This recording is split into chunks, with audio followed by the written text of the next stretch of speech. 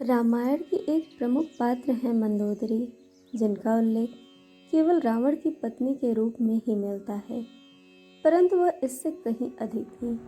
उनका व्यक्तित्व मानव जाति के लिए प्रेरणा से ओतप्रोत है, जिसके बारे में जानना महत्वपूर्ण है। हिंदू पौराणिक कथाओं के अनुसार एक बार एक अप्सरा, जिसका नाम मधुरा था, कैलाश पर्वत पर शिव तथा पार्वती के दर्शन हेतु पहुंची, किंतु देवी पार्वती को वहां न पाकर अपने चंचल स्वभाव के वशीभूत होकर वह भगवान शिव को आकर्षित करने का प्रयत्न करने लगी। इतने में ही देवी पार्वती वहां पहुंची और मधुरा की चेष्टा को देखकर अत्यंत क्रोधित हो गईं। क्रोध में आकर उन्होंने अप्सरा मधुरा को श्राप दे दिया कि जिस रूप पर उसे इतना अभिमान है, उस रूप को खोकर वह मेढक बनकर कुएं में रहेगी।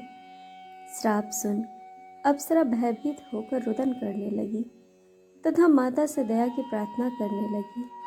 फिर भगवान शिव के शांत कराने पर माता पार्वती ने मधुरा से कहा कि कठोर तप के बाद ही वह अपने असली स्वरूप को वापस पा पाएगी, किंतु तब तक उसे इस भूल का प्रायश्चित करना होगा। मधुरा लंबे समय तक मेढक के रूप में शिव की कठोर तपस्या करती है और 12 वर्ष उपरांत मधुरा की कठोर तपस्या से वह श्राप मुक्त हो गई और अपने वास्तविक रूप में आ गई। एक बार दैत्यराज मायासुर और उसकी अप्सरा पत्नी हेमा को वन में विहार करते हुए कुएं से मधुरा की आवाज़ सुनाई देती है। मायासुर मधुरा को कुआं से वापस निकालते हैं और उसे बेटी के रूप में अपना लेते हैं और उसका नया नाम मंदोदरी रखते हैं। एक बार रावण दैत्यराज मायासुर से मिलने आया और वहां उसकी नज़र मंदोदरी पर पड़ी। मायासुर की अत्यंत सुंदर पुत्री को देखकर रावण उस पर मंत्रमुग्ध हो गया। रावण ने मंदोदरी से विवाह करने की इच्छा जाहिर की, जिसे मायासुर ने सहर्ष स्वीकार कर लिया। रावण और मंदोदरी के विवाह के पश्चात 3 पुत्र हुए, अक्षय कुमार, मेघनाद और अतिकाय। रावण था तो ब्राह्मण, किंतु स्वभाव से बहुत अहंकारी था और मंदोदरी को ज्ञात था कि जिस मार्ग पर रावण चल रहा है, उस मार्ग पर उसका विनाश निश्चित है। उसने बहुत कोशिश की ताकि रावण सही मार्ग पर चल पड़े। वह हमेशा ही उसे गलत कार्यों से रोकती थी, किंतु रावण उसकी कोई बात नहीं सुनता था। जब रावण माता सीता का अपहरण कर लाया था, तब भी मंदोदरी ने ही सबसे पहले उसका विरोध किया। मंदोदरी जानती थी कि सीता जैसी पवित्र स्त्री का अपहरण उसके जीवन के सभी पापों में सबसे बड़ा पाप था। वह जानती थी कि वह सीता को नहीं बल्कि अपने विनाश को उठा लाया है, किंतु इतना कुछ होते हुए भी उसने कभी उसके लिए अपने सम्मान और प्रेम में कमी नहीं होने दी और सदैव अपना पतिव्रता धर्म निभाया।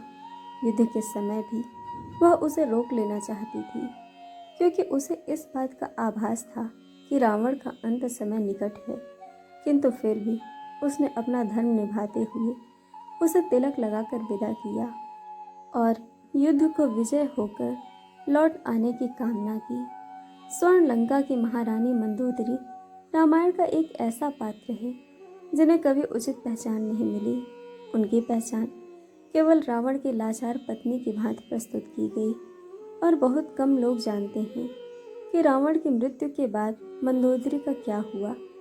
कुछ किंवदंतियों में कहा जाता है कि रावण की मृत्यु के पश्चात मंदोदरी भी उसकी चिता में सती हो गई थी, किंतु कुछ किंवदंतियों के अनुसार लंका के कुलगुरु तथा लंका के प्रजा के उत्थान के लिए मंदोदरी को विभीषण से विवाह करके राजपाट संचालित करने का अनुरोध करते हैं, किंतु पति पुत्र के दुख से मंदोदरी खुद को महल में कैद कर लेती है।